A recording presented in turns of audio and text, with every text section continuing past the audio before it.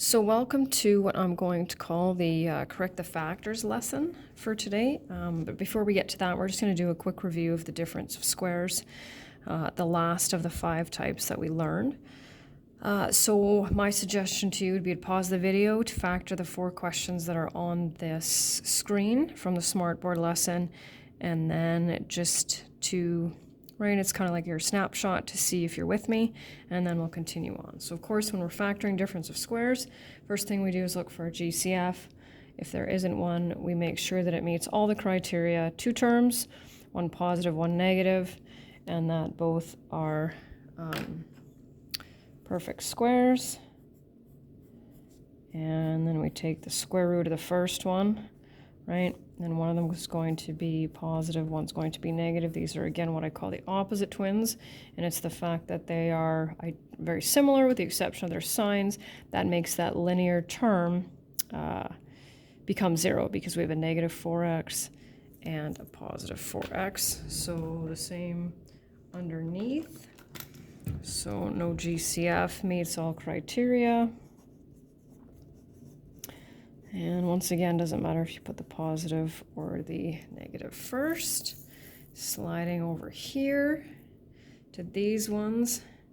And so this one is where, and I think what I'll do is I'll do what should be done, and then what I'll do is I'll do what sometimes students like to show, and then kind of show you how you can get to that. So remember, the first thing that we always do is look for that GCF, because these are both perfect squares, right? So I'm going to take out the 9. And when I'm factoring difference of squares, I like my negative to be in the middle, even though it's not necessary, right? Looks kind of funny when the first term has a negative sign. So I'm going to take my GCF out this way, okay? And remember, I just have to make sure that I still respect the signs, which I've done. And then because this is a difference of squares, that will keep going with this. And so what I want to point out with this one especially is just sometimes students will recognize it as a difference of squares right away. And they'll do this. And I'm just going to put this one up top here. And what I want you to recognize from this, right, is that what do you notice in each of the sets of brackets? Well, clearly there's a GCF there, right? And the reason there's a GCF is because obviously there's one in the first place, right? And so you can see there's a GCF of 3. Right, 3 divides evenly into both these terms, as well as a GCF of 3 here.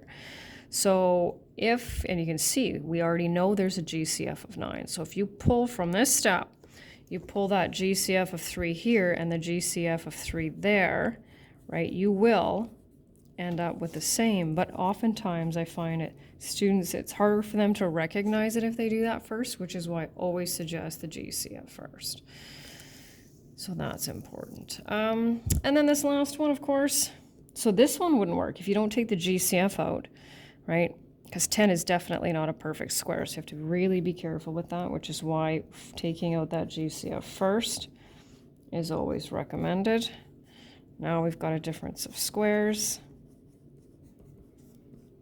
And then remember, with the difference of squares, it just has that kind of additional where it can be a difference of squares twice. So this one broke down into these 2, but this by itself is a difference of squares, right? Why is this one not another difference of squares? Because both terms are positive. And so then we'll end up with this as our final answer. Now, will you actually have the time to multiply all those to make sure it's equivalent to that? No, I don't think so. That would take quite a bit of time. But if you take your time, you'll know that if you multiply this times this times this times this, you would get to that. And the new lesson for today is just to correct the factors. It's kind of like a fix the mistake sort of deal, where I give you a polynomial and factors, and you tell me if it's correct or not. So I think what I'll do is I'll just bring over, it's not necessary to rewrite the question, because I got to slide over here, I'm going to rewrite it so that you can see it. There we go. And we got the 4n squared minus 11n minus 20. Okay, so up to you if you can, check it with mine. Or you can just, once again, write it out, factor it, and see if you get the same answer, right? So take a look at this. I'm just going to slide this over here. So if I multiply this times this, I get this. And if I multiply this times this, I get this. And because I have my opposite twins, I'm not going to have a term in the middle. However, it's not factored correctly. And why is that? Because once again, we have a GCF in this column and a GCF in this column, which means that there is a greatest common factor in the original question. So let's take that out. It's just what we just finished working on.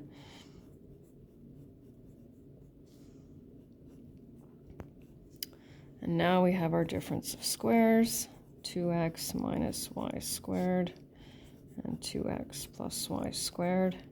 So what types do we have? Well, we took the GCF out first, and then it's a difference of squares. And my last one, right, so there's two ways we can tell this is not correct because there is no greatest common factor in this difficult trinomial, but look at that. There's one right there. So we know that can't be right, but just in case, we're going to check to see, because we know that if we multiply our outsides and add them to the multiplication of our insides, we should get negative 11. Well, look at this. Plus 20 minus 4, not going to happen. So screwed that up.